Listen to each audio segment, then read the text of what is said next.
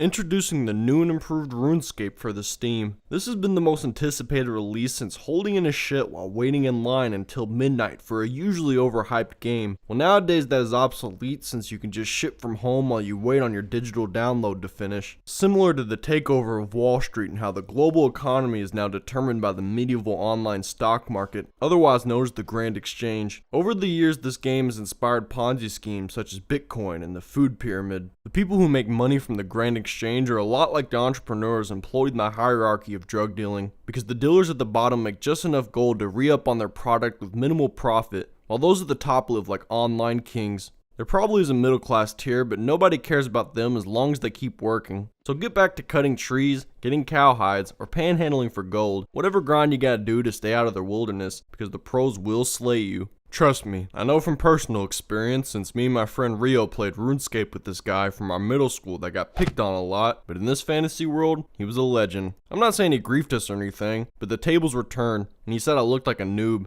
He also felt so bad for me that he gave me some black armor that I'm still currently wearing. Anyways, fuck this new shit. I'm an old head. Actually, never mind. Fuck this old shit as well because I'm not going through Tutorial Island again. Time for an in-depth review of Roblox. Nah, fuck that as well. This game makes you stupid because I recall pretending to be sick just to stay home from school to play this trash. I need to actually talk about some Steam games. So here's Spellwake, and I already love this game because of its loading screen. It reminds me of something I would make in GIMP, the Windows Movie Maker Photoshop. My character seems to be made of excited jello, and the poor soul moves like he is having a constant seizure where they're stable enough to at least walk. If you call this walking, because I call it shocking due to the torque this gymnast is getting on his limbs, it is a pretty straightforward RPG with rich lore. The weapons are fucking huge and the enemies are unstoppable. When you attack, you sound like an enthusiastic Minecraft villager.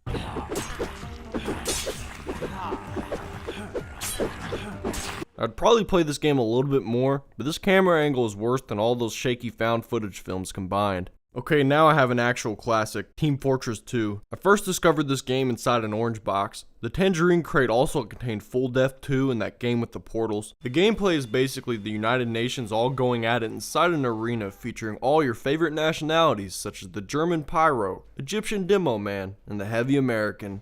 I usually play as the Hick Handyman because his only duty is to make sure the machines continue working, like the one nerd left with the job after the robots take over. The community is almost more trash than the sex offender haven known as Miracle Village. That's not a great comparison because it's just racist shit posters, not sex offenders. Well, I guess you never know who's behind that screen unless you're the NSA hacking webcams. They can watch you while you're watching porn, for all you know. To call this game a free low-quality Max Payne like everybody else would be redundant, but that's what it is. You have a cast of B-movie action stars all diving around while shooting at each other like a high-flying wrestling promo with guns.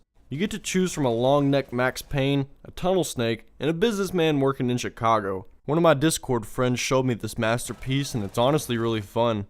Who needs guns when you can punch like being trained in mixed martial arts? Well, most people will just shoot you, but I shot the fair one with another player a couple of times and I would say I'm the heavyweight champion now.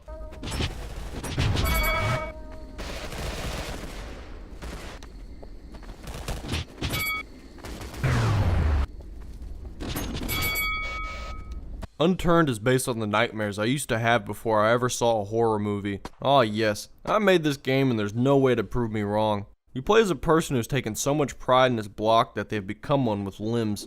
As Blockheads, you fight off zombies like a neighborhood watch dealing with the bath salt epidemic. I hired geometry experts to create these beautiful shapes that you see before you, and the big budget invested into this game has really paid off. Though with all these zombies running around, you would think that they would have doors or at least glass in their windows. I'll just have to add an update to my creation, I guess. I had some good times on LAN servers a couple of years back, but it was mostly just filled with dying and trying to find each other, because this is the real apocalypse. This is fantasy battles. You play as God trying to entertain Satan by showing him skeletons versus humans participating in large-scale scuffles in hell. Satan is definitely very bored with his lackluster battle on display. This is like the play school version of Ultimate Epic Battle Simulator, and the title of that game already sounds like a kid describing a Call of Duty match. The only thing worthwhile in this game is the T-posing skeleton achievements. This game's title is not even capitalized, so you know they don't give a fuck about their product, which is also why your character is from the Sackboy and Rayman universe. Oh god, this looks disturbing. The humor in this game seems to be inspired by a person who only saw one episode of South Park and did not realize it was satire. You get some history class edginess with a dash of cheesy fast food parodies. Oh, you can also press R to fart. I was hoping it would be the reload button, but these sacks of shit do not believe in carrying magazines like streaming services with no ammunition. You get a crude Nuketown map remake, along with low quality Halo 3 infected gameplay. There's probably more to this game, but I don't want to find out. Oh, and you could pay $5 to get customization. Don't worry, this option will even be automatically added to your cart. The Misfits has quite the roster of disconnected people. You have your black guy at an anime convention, a man still pissed off at Colin Kaepernick, titty streamer, the guy who swears he just collects guns as a hobby but is probably up to something, a real-life Pokemon Go gym leader, and the Michelle Obama conspiracy. All of these goofy people fit right into this comic book style world. There's not much to this game, third-person shooting with a little parkour. If you enjoy Steam items, play this game, because it will give you 30 right off the bat. Don't forget to buy these wonderful games, and my exclusive ice sculptures that are now shipping to a P.O. box near you.